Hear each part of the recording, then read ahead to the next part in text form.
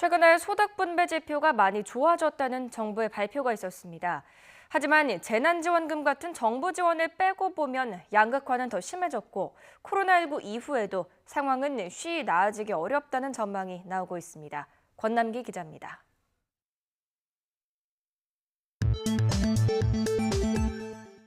소득 분배 상황이 크게 개선됐다. 홍남기 부총리의 이런 말처럼 올해 1분기 분배 지표는 나아졌습니다. 하지만 재난지원금이나 실업급여, 연금과 같은 공적 이전 소득을 빼고 근로나 사업 재산소득만 보면 양극화는 오히려 더 심해졌습니다. 저소득층이 버는 돈이 줄면서 소득 분배가 나빠졌지만 그나마 재난지원금 같은 정부 지원이 최악은 막았다는 분석이 나옵니다. 고소득층과 저소득층을 중심으로 한 소득 분배가 악화된 현상이 나타난 것으로 보이고요. 여기에는 저소득층의 고용 사정이 나빠진 것이 여기에 이번 통계부터 고령층이나 무직 가구가 상대적으로 많은 1인 가구가 포함된 것도 지표가 나빠지는 데 영향을 미쳤습니다.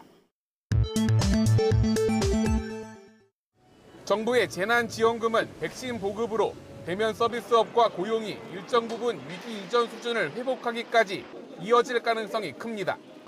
정부가 지원을 끊을 때쯤이면 저소득층의 월급 사정이 어느 정도 나아져 급격한 소득 분배 악화는 없을 거란 전망입니다.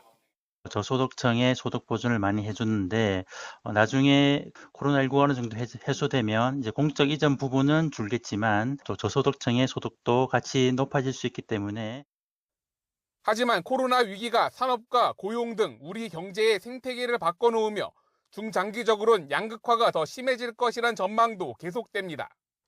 여기에 치솟는 집값 등으로 인한 자산 양극화 문제까지 더해져 코로나 이후의 가장 큰 정책 문제는 불평등이 될 것이란 예측이 현실이 될 가능성이 커졌습니다.